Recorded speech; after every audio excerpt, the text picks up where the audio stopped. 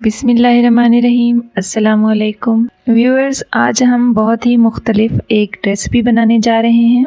इसके लिए जो सब्ज़ी मैं इस्तेमाल कर रही हूँ, पाकिस्तान में इसको बहुत से नामों से जाना जाता है।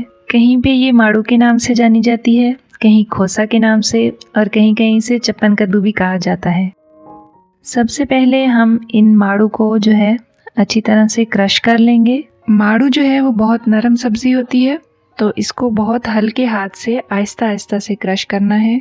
माड़ू को क्रश करने की एक टिप ये है कि इसका जो छिलका है वो बिल्कुल भी नहीं उतारना चाहिए, क्योंकि ये अंदर से बहुत सॉफ्ट होता है।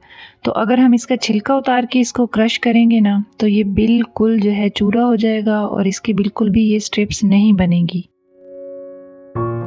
अब यहाँ पे मैं एक बाउल में 3 अंडे ले रही हूँ, और अंडे तोड़ने के बाद मैं इसी बाउल में तकरीबन 2 चम्मच जो है नमक शामिल कर रही हूँ, और आधा चाय का चम्मच इसमें काली मिर्च शामिल कर रही हूँ। अंडों को अच्छी तरह फेंट लेंगे और इसमें नमक और मिर्च अच्छी तरह हल होने देंगे। अंडों में नमक और काली मिर्च मिक्स करने के बाद इसमें जो क्रश किए हुए माड़ू हैं वो शामिल कर देंगे। इनको अच्छी तरह मिक्स करके तकरीबन 5 से 10 मिनट के लिए रख देंगे, ताकि जो है माड़ू और अंडे एक दूसरे में अच्छी तरह से मिक्स हो जाएं।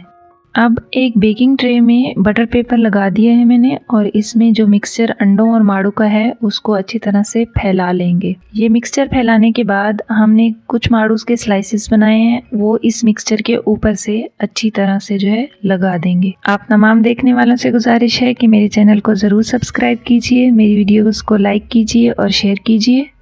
माड़ू के तमाम स्लाइसेस अच्छी तरह ऊपर लगाने के बाद हम इन स्लाइसेस के ऊपर नमक अच्छी तरह से छिड़क देंगे और साथ में काली मिर्च भी छिड़क देंगे।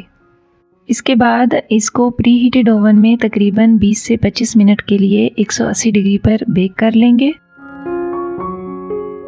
यहाँ पे हमारी डिश जो है बेक हो चुकी है। अब हम बहुत ही एहतियात के साथ इसका जो है बटर पेपर रिमूव करेंगे।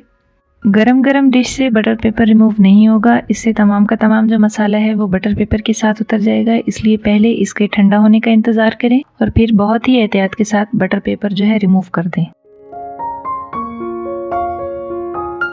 देखिए, ठंडा होने के बाद ये बहुत ही आसानी से रिमूव हो जाता है। बटर पेपर रिमूव हो चुका है। अब हम इसके लिए फिलिंग तैयार कर लेंगे। तो सबसे पहले जो है मायोनीज़ लेंगे तकरीबन 4 टेबलस्पून, और इसमें एक अच्छी तरह से चॉप किया हुआ टमाटर शामिल करेंगे और एक मीडियम साइज़ की प्याज चॉप की हुई शामिल कर लेंगे। यहाँ पे मैं बिल्कुल सिंपल सी फिलिंग तैयार कर रही हूँ, इसमें कोई भी स्पाइसेस जो है वो मैं ऐड नहीं कर रही।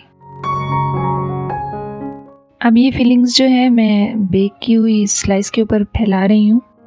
अच्छी तरह तमाम साइडों पे इसको बराबर फैला दूंगी। इसके अलावा अगर आप लोग चाहें तो इसमें अपनी पसंद के मुताबिक कोई भी मसाले ऐड कर सकते हैं जो आपको पसंद हो,